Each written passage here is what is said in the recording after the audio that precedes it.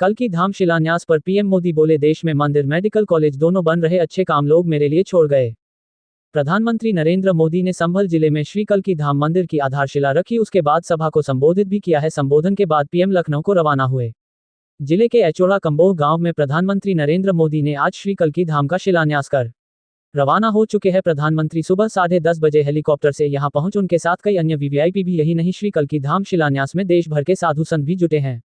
PM Modi ने विधि विधान से गर्भगृह में पूजा शुरू कर सभी को कल की धाम के शिलान्यास की शुभकामना दी। प्रधानमंत्री नरेंद्र मोदी ने जय मां कैला देवी जय बूढ़े बाबा की के साथ संबोधन शुरू किया। कहा कि आज यूपी की धरती से प्रभु राम और प्रभु कृष्ण की भूमि से भक्ति भाव और आध्यात्म की एक और धारा प्रवाहित होने को लालायित है। संतों की साधना और जनमानस की भावना से एक और पवित्र धाम की नींव रखी जा रही है। मुझे विश्वास है कि कल की धाम भारतीय आस्था के एक और विराट केंद्र के रूप में उभरकर सामने आएगा। सभी को शुभकामनाएं देता हूं, पीएम मोदी ने मंच से दिया सनातन संदेश। पीएम मोदी ने कहा कि यहां भगवान के सभी 10 अवतार विराजमान होंगे, 10 गर्भगृह होंगे। इसी काल में विश्वनाथ के वैभव को काशी की धरती पर निखरता हुआ देखा है, काशी का कायाकल्प होते देख रहे हैं। महाकाल के महालोक की महिमा देखी है, सोमनाथ का विकास देखा है, केदार घाटी का पुनः निर्माण देखा है। एक नया दौर दस्तक दे रहा है, एक नया दौर आज हमारे दरवाजे पर दस्तक दे रहा है। ये समय है हम उस आगमन का दिल खोलकर स्वागत करें। इसलिए लाल किले से देश को विश्वास दिलाया था। यही समय है, सही समय है, जिस दिन अयोध्या में राम मंदिर की प्राण प्रतिष्ठा हुई थी। तब कहा था 22 जनवरी से अब नए कालचक्र की शुरुआत हो चुकी है।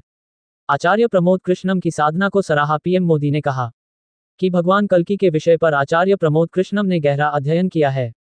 भगवान राम की तरह ही कल्कि का अवतार हजारों वर्ष की रूपरेखा तय करेगा। आचार्य प्रमोद कृष्णम जैसे लोग अपना जीवन लगा रहे हैं। मुरादाबाद से ज्ञानेंद्र शुक्ला की खास रिपोर्ट। आज तो भारत की विरासत भी सम्मानित होती है वैश्विक मंच पर।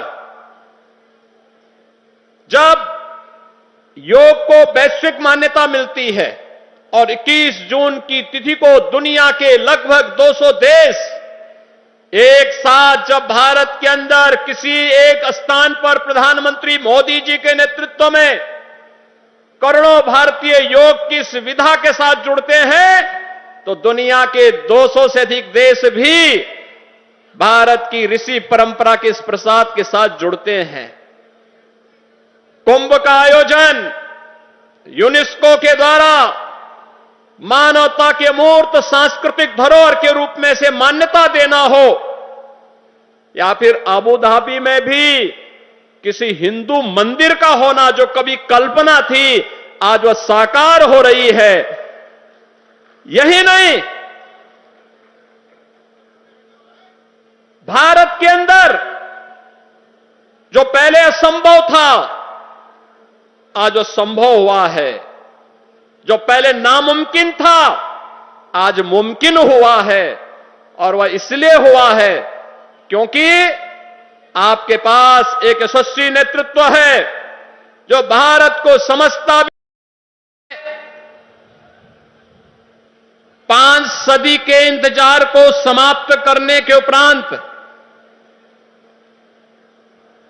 प्रभु श्री रामलला के भव्य मंदिर को बनाने और रामलला को विराजमान करवाने के उपरांत पहली बार संयुक्त अरब अमीरात के अबू धाबी में भगवान श्री नारायण के ही भव्य मंदिर के भव्य उद्घाटन कार्यक्रम के उपरांत आदरणीय प्रधानमंत्री जी का आगमन इस संभल जनपद में हुआ है।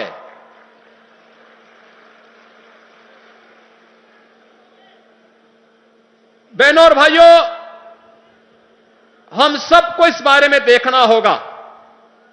पिछले 10 वर्षों में हमने एक भारत का दर्शन किया है। एक नया भारत है, जिस नए भारत में हर नागरिक को सुरक्षा भी है और राष्ट्र को समृद्धि के नए सोपान तक पहुंचाने का संकल्प भी है। जिस नए भारत में युवाओं की आजीविका की व्यवस्था भी है, तो भारत की आस्था का सम्मान भी है। आस्था का सम्मान किस रूप में? काशी में काशी विश्वनाथ धाम, अयोध्या धाम में रामलला का पुनः विराजमान होना, केदारपुरी और बद्रीनाथ धाम का पुनरुद्धार का कार्य संपन्न होना, महाकाल में महालोक की स्थापना होना। हमारे शास्त्रों में सैकड़ों हजारों साल पहले भविष्य को लेकर इस तरह की अवधारणा लिखी गई। हजारों वर्ष बाद की घटनाओं के लिए भी सोचा है।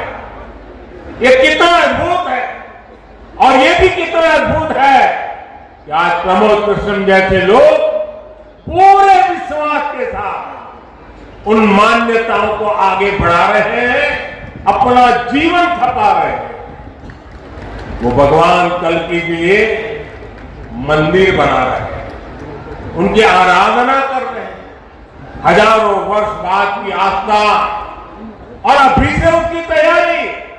यानी हम लोग भविष्य को लेकर कितने तैयार रहने वाले लोग हैं, इसके लिए तो प्रमोद कृष्ण जी वाकई सराहना के पात्र हैं।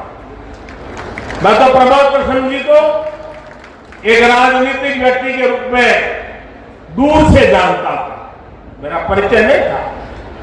लेकिन अभी जब कुछ दिन पहले मेरी उनसे पहली मुलाकात हुई तो ये भी पता चला कि वो ऐसे धार्मिक आध्यात्मिक कार्यों में कितनी मेहनत से लगे रहते हैं। कल की मंदिर के लिए इन्हें पिछली सरकारों से लंबी लड़ाई लड़नी पड़ी, कोर्ट के चक्कर भी लगाने पड़े। वो मुझे बता रहे थे, एक समय उन्हें कहा जा रहा था कि मंदिर बनाने से शांति व्यवस्था बिगड़ जाएगी। आज हमारी सरकार में प्रमोद कृष्ण जी निश्चिंत होकर इस काम को शुरू कर पाए। मुझे भरोसा है कि मंदिर इस बात का प्रमाण होगी कि हम बेहतर भविष्य को लेकर कितने सकारात्मक रहने वाले लोग हैं। साथियों, भारत पराभव से भी विजय को खींच करके लाने वाला राष्ट्र है। हम पर सैकड़ों वर्षों तक इतने आक्रमण हुए, कोई और देश होता, कोई और समाज होता तो लगातार इतने आक्रमणों की चोट से पूरी तरह नष्ट हो गया होता। फिर भी हम न केवल डटे रहे बल्कि और भी ज्यादा मजबूत होकर सामने आए। आज सदियों के वो बलिदान फलीभूत हो रहे हैं। जैसे कोई बीज वर्षों के अकाल में पड़ा रहा हो, लेकिन जब वर्षा काल आता है तो वो बीज अंकुरित हो उठता है। वैसे ही आज भारत के अमृत काल में भारत के गौरव, भारत के उत्कर्ष और भारत के सामर्थ्य का बीज अंकुरित हो रहा है।